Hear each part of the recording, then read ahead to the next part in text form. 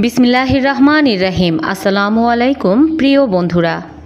হজরত খিজির ও ইলিয়াস আলাইহিসসালাম ছিলেন দুই সহোদর ভাই।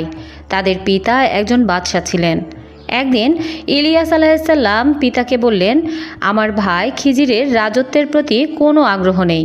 তাকে একটি বিয়ে করিয়ে দিলে হয়তো তার কোনো সন্তান হলে তখন ওই সন্তান রাজ্যের কর্ণধর হতে পারত। এরপর পিতা একটি কুমারী যুবতী মেয়েকে খিজির আলাইহিসসালামের সঙ্গে বিয়ের বন্ধনে আবদ্ধ করিয়ে দিলেন। খিজির আলাইহিসসালাম স্ত্রীকে বললেন, আমার কোনো নারীর প্রয়োজন নেই।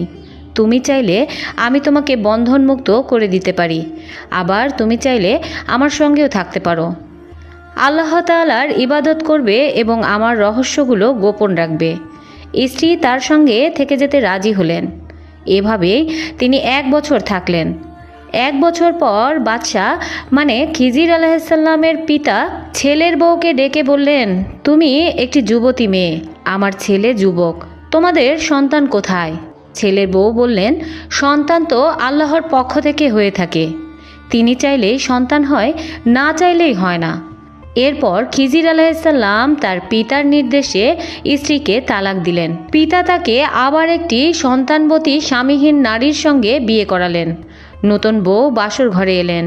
খিজির আলাইহিসসালাম আগের স্ত্রীকে যা বলেছিলেন তাকেও তা শোনালেন। স্ত্রী তার সঙ্গে থাকায় বেছে নিলেন। 1 বছর কেটে গেল, কিন্তু তারও কোনো সন্তান হচ্ছে না।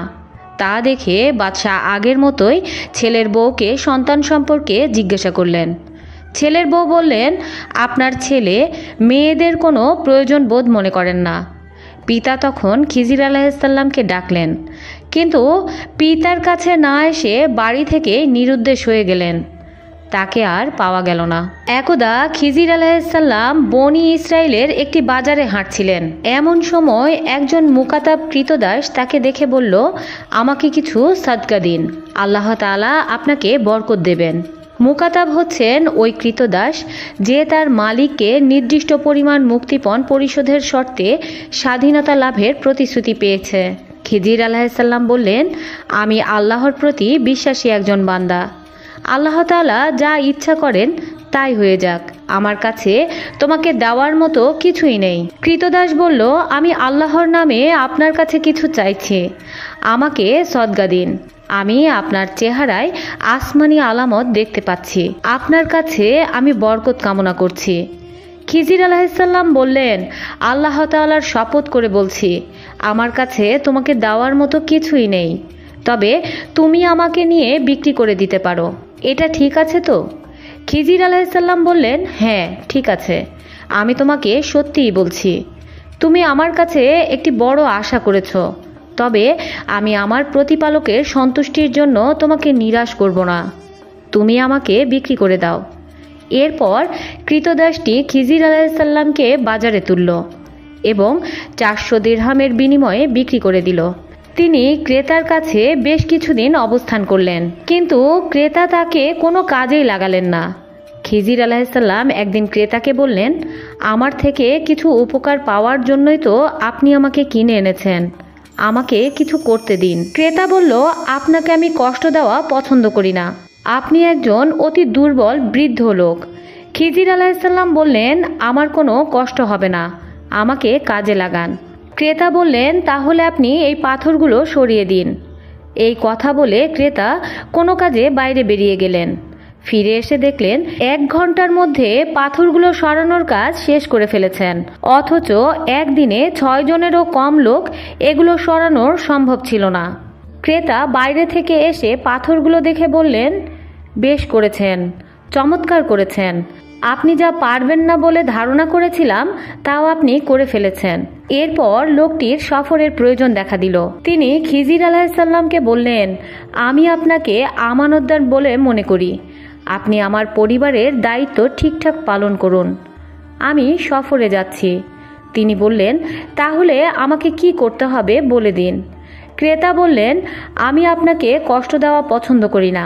তিনি বললেন, না, আমার কোনো কষ্টই হবে না। তখন ক্রেতা বললেন, আমি ফিরে আসা পর্যন্ত আপনি আমার ঘরের জন্য ইট তৈরি করবেন। লোকটি সফরে বেরিয়ে পড়ল। আবার কিছুদিন পর ফিরে এলো। ফিরে এসে তার দালান তৈরি দেখতে পেল। তখন লোকটি খিজির আলাইহিসসালামকে বললেন, আল্লাহর কসম দিয়ে আপনার কাছে জানতে চাচ্ছি আপনি আসলে কে এবং আপনার ব্যাপারটি কি। খিজির আলাইহিসসালাম বললেন, আপনি আল্লাহর শপথ দিয়ে আমার কাছে জানতে চাচ্ছেন, আর আল্লাহর নামে চাওয়ায় আমাকে দাসে পরিণত করেছে। আমি আপনাকে বলছি আমি কে। আমি খিজির, যার কথা আপনি শুনে আসছেন। আমার কাছে একজন মুকাতাব কৃতদাস সদকা চেয়েছিল। আমার কাছে তাকে দেওয়ার মতো কিছুই ছিল না। সে আল্লাহর নামে এবং আল্লাহর সন্তুষ্টির দোহাই দিয়ে আমার কাছে আবার কিছু চাইল। উপায় না দেখে আমি নিজেই তার হাতে আমাকে তুলে দিলাম। তখন সে আমাকে বিক্রি করে দেয়। আল্লাহ তাআলার সন্তুষ্টির দোহাই দিয়েই যদি কেউ কারো কাছে কিছু চায় আর ওই ব্যক্তি সামর্থ্য থাকার পরও তা না দেয়, তাহলে সে কিয়ামতের দিন তার শরীরের গোশতহীন চামড়া নিয়ে দাঁড়াবে। চলার সময় মটমট শব্দকারী কোনো হাড়ও তার শরীরে থাকবে না। ক্রেতা বলল, আল্লাহর নবী, আমি আল্লাহ তাআলার প্রতি দৃঢ় বিশ্বাস স্থাপন করলাম। আমি না চিনে আপনাকে কষ্ট দিয়েছি। খিজির আলাইহিসসালাম বললেন, এতে কিছুই যায় আসে না, বরং আপনি ভালোই করেছেন এবং নিজেকে সংযত রেখেছেন। লোকটি বলল, হে আল্লাহর নবী, আপনার প্রতি আমার পিতামাতা কুরবান হোক। আপনি আমার পরিবার ও সম্পদের সম্পর্কে আল্লাহ তাআলার হুকুমের মতো নির্দেশ করুন, যাতে আমি আপনাকে মুক্ত করে দিতে পারি। খিজির আলাইহিসসালাম বললেন, আমি আপনার সম্পদ চাই না। আমি চাই আপনি আমাকে মুক্ত করে দিন, যাতে আমি আমার প্রতিপালকের ইবাদত করতে পারি। এরপর লোকটি খিজির আলাইহিসসালামকে মুক্ত করে দিলেন। তখন খিজির আলাইহিসসালাম বললেন, সকল প্রশংসা ওই আল্লাহ তাআলার, যিনি আমাকে দাসত্বে বন্দী করেছিলেন এবং পরে তা থেকে মুক্তি দিয়েছেন। একদা হযরত মূসা আলাইহিসসালাম বনি ইসরাইলের এক সভায় ভাষণ দিচ্ছিলেন। তখন এক লোক হঠাৎ প্রশ্ন করল, বর্তমানে সবার চেয়ে বড় জ্ঞানী কে? মূসা আলাইহিসসালাম বললেন, আমি হলাম বর্তমান সময়ের নবী, তাই এই সময়ে আমি সবার চেয়ে বড় জ্ঞানী। মূসা আলাইহিসসালামের এই কথাটা আল্লাহ তাআলা পছন্দ করলেন না। বিষয়টি আল্লাহর উপর ছেড়ে দেওয়াটাই ছিল আদব। এই কথা বলা উচিত ছিল যে আল্লাহ তাআলাই ভালো জানেন কে সবার চেয়ে জ্ঞানী। মূসা আলাইহিসসালামের সন্দেহ দূর করতে আল্লাহ তাআলা বললেন, হে মূসা, দুই সমুদ্রের মোহনায় অবস্থানকারী আমার এক বান্দা আপনার চেয়েও বড় জ্ঞানী। তিনি হলেন খিজির। এই কথা শুনে মূসা আলাইহিসসালাম আল্লাহ তাআলার কাছে নিবেদন করলেন, ইয়া রাব্বুল আলামিন, আমাকে তার ঠিকানা বলে দিন। আমি তার সঙ্গে দেখা করে ধন্য হতে চাই। আল্লাহ তাআলা বললেন, ব্যাগের মধ্যে একটি ভাজা মাছ নিয়ে নিন এবং দুই সমুদ্রের মোহনার দিকে যেতে থাকুন। যেখানে গিয়ে মাছটি জীবিত হয়ে চলে যাবে সেখানেই তার দেখা পাবেন। মূসা আলাইহিসসালাম নিজের খাদেম ইউশা ইবনে নুনকে সঙ্গে নিয়ে বেরিয়ে গেলেন। মূসা আলাইহিসসালামের কথায় খাদেম একটি ভাজা মাছও সঙ্গে নিলেন। চলতে চলতে অনেক ক্লান্ত হয়ে গেলেন তারা, তাই সমুদ্রের মোহনার পাড়ে গিয়ে তারা বিশ্রাম করতে বসলেন। ক্লান্তির কারণে তারা সেখানে পাথরে মাথা দিয়ে ঘুমিয়ে পড়লেন। কিছুক্ষণ পর জেগে উঠে আবার পথ চলতে লাগলেন। পুরো একদিন এক রাত পথ চললেন তারা। সকালে মূসা আলাইহিসসালাম খাদেমকে বললেন, আমাদের নাশতা আনো, অনেক ক্ষুধা পেয়েছে, ক্লান্ত হয়ে পড়েছি। নাশতা খাওয়ার পর খাদেম বললেন, হুজুর, অমোক সমুদ্রের মোহনায় যখন আপনি বিশ্রাম করেছিলেন তখন ভাজা মাছটি জীবিত হয়ে সমুদ্রে হারিয়ে গেছে। আমি ঘটনাটি আপনার কাছে বলতেই ভুলে গেছি। শয়তান আমাকে ভুলিয়ে দিয়েছিল। মূসা আলাইহিসসালাম বললেন, সেটাই তো আমাদের গন্তব্য। তারা সেখানে ফিরে গেলেন। দেখলেন এক ব্যক্তি মাথা থেকে পা পর্যন্ত চাদর ঢেকে শুয়ে আছে। মূসা আলাইহিসসালাম ওই অবস্থায় তাকে সালাম দিয়ে বললেন, আমি আপনার কাছে ওই বিশেষ জ্ঞান শিখতে এসেছি যা আল্লাহ তাআলা আপনাকে দান করেছেন। হযরত খিজির আলাইহিসসালাম বললেন, হে মূসা, আপনি আমার সঙ্গে চলতে গিয়ে ধৈর্য ধরতে পারবেন না, আর ধৈর্য ধরার কথাও না, কারণ সব বিষয়ের রহস্য তো আপনি জানেন না। মূসা আলাইহিসসালাম বললেন, ইনশাআল্লাহ আপনি আমাকে ধৈর্যশীল পাবেন, আপনার কোনো আদেশ অমান্য করব না। খিজির আলাইহিসসালাম বললেন, তবে আমার কোনো কাজে আমাকে প্রশ্ন করতে পারবেন না। এটা কেন করলাম, ওটা কেন করলাম, এসব বলতে পারবেন না। সময় মতো আমিই বলবো। এই কথা বলার পর তারা সমুদ্রের পাড় ধরে চলতে লাগলেন। এক সময় একটি নৌকা এলে তারা নৌকায় উঠলেন। মাঝি খিজির আলাইহিসসালামকে আগে থেকে চিনত। সে তাদের অনেক সম্মান করল, কোনো টাকা পয়সা ছাড়াই তাদের পার করল। কিন্তু নৌকা অপর পারে ভেড়াতেই খিজির আলাইহিসসালাম নৌকাটি ছিদ্র করে দিলেন। মুসা আলাইহিসসালাম এটা দেখে স্থির থাকতে পারলেন না। তিনি বললেন, এই গরিব মাঝি বেচারা আপনাকে বিনা পয়সায় পার করে দিল, আর আপনি তার নৌকাটি ছিদ্র করে দিলেন। আপনি কি আরোহীদের ডুবিয়ে মারার জন্য এটি করলেন? খিজির আলাইহিসসালাম বললেন, আমি আগেই বলেছিলাম আপনি আমার সঙ্গে ধৈর্য ধরতে পারবেন না। মুসা আলাইহিসসালাম বিনয়ের সঙ্গে বললেন, আমি আমার ওয়াদার কথা ভুলে গিয়েছিলাম, আমাকে ক্ষমা করুন, আমাকে সঙ্গে নিয়ে চলুন। এরপর তারা একটি নৌকা থেকে নেমে সমুদ্রের পাড় ধরে চলতে লাগলেন। খিজির আলাইহিসসালাম পথে একটি শিশুকে নিজের হাতে মেরে ফেললেন। মুসা আলাইহিসসালাম বললেন, আপনি একটি নিষ্পাপ শিশুকে বিনা অপরাধে মেরে ফেললেন, এটা তো বড় গুনাহার কাজ।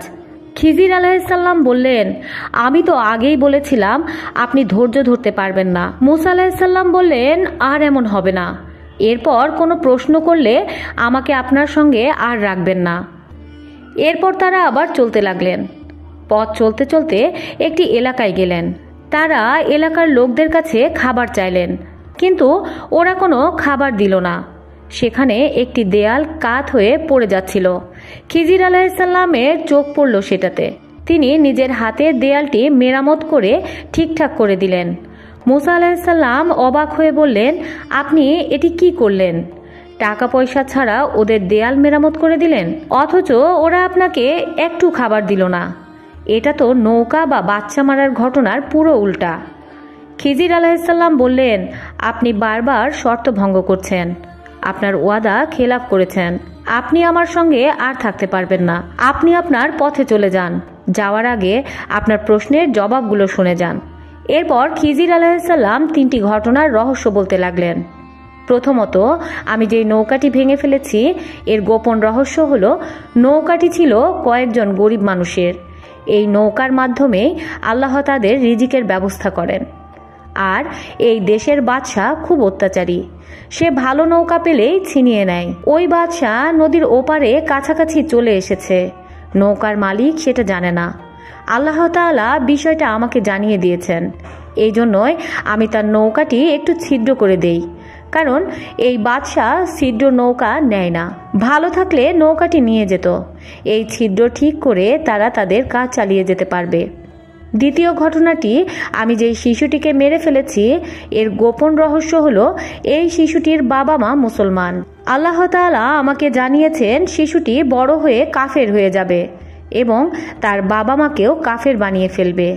তাই তার মা বাবাকে জাহান্নামের আগুন থেকে রক্ষা করার জন্য তাকে মেরে ফেলেছি। আল্লাহ তাআলা এই শিশুর পরিবর্তে তাদের ভালো সন্তান দান করবেন। আর তৃতীয় ঘটনাটির রহস্য হলো, দেয়ালটি ছিল 2টি এতিম শিশুর। তাদের বাবা ছিল খোদাভীরু নেককার লোক। দেয়ালটির নিচে তিনি তাদের জন্য অনেক ধন সম্পদ পুঁতে রেখেছেন, তারা যেন বড় হয়ে ওই ধন সম্পদের মালিক হতে পারে। সেই জন্যই আমি আল্লাহ তাআলার হুকুমে দেয়ালটি মেরামত করে দেই। দেয়াল পড়ে সেগুলো বেরিয়ে গেলে অন্যরা নিয়ে যেতে পারে। আপনি আমার কাজের রহস্য জানতে পারলেন তো? এখন আপনি আপনার পথ ধরুন, আমি আমার পথে যাই। এরপর মুসা আলাইহিসসালাম বললেন, আমি আপনার কাছে কিছু উপদেশ চাই, যেন আল্লাহ তাআলা আপনার পরে আমাকে এগুলো দ্বারা উপকৃত করেন। খিজির আলাইহিসসালাম বললেন, হে জ্ঞানী অন্বেষী, জেনে রাখুন, বক্তা শ্রোতা থেকে কম ভৎসনার পাত্র। তাই আপনি যখন কারোর সাথে কথা বলবেন তাদেরকে বিরক্ত করবেন না। আপনার অন্তরটি একটি পাত্রের মতো, তাই আপনাকে খেয়াল রাখতে হবে কি দিয়ে আপনি তা পূর্ণ করেছেন। দুনিয়া থেকে সামান্য গ্রহণ করুন, বাকিটা আপনার পেছনে ফেলে রাখুন। কারণ দুনিয়া আপনার জন্য বসবাসের জায়গা নয়, এটি শান্তি পাওয়ার জায়গাও নয়। দুনিয়াকে বান্দাদের জন্য স্বল্প পরিমাণ বলেই আখ্যায়িত করা হয়েছে এবং পরকালের জন্য পাথেয় সংগ্রহের স্থান বলে মনে করতে হবে। ধৈর্য ধারণ করবেন, তাহলে পাপ থেকে বাঁচতে পারবেন। হে মূসা, জ্ঞান অন্বেষণ করুন যদি আপনি তা লাভ করতে চান, কারণ জ্ঞান যে অন্বেষণ করে সেই তা লাভ করতে পারে। তখন খিজির আলাইহিসসালাম বললেন, এখন আপনি আপনার পথ ধরুন, আমি আমার পথে যাই। তখন মূসা আলাইহিসসালাম সেখান থেকে ফিরে এলেন, নিজের ভুল বুঝতে পেরে লজ্জিত হলেন, সিজদায় নত হলেন রব্বুল আলামিনের দরবারে। সূরা কাহাফ আয়াত ৬০ থেকে ৮২। প্রিয় বন্ধুরা, ভিডিওটি ভালো লেগে থাকলে অবশ্যই কমেন্টে লিখুন আমিন। পরবর্তী ভিডিও দেখার আমন্ত্রণ জানিয়ে আজকের মতো এখানেই বিদায় নিচ্ছি। ভালো থাকবেন, সুস্থ থাকবেন এই প্রত্যাশায়। আল্লাহ হাফেজ।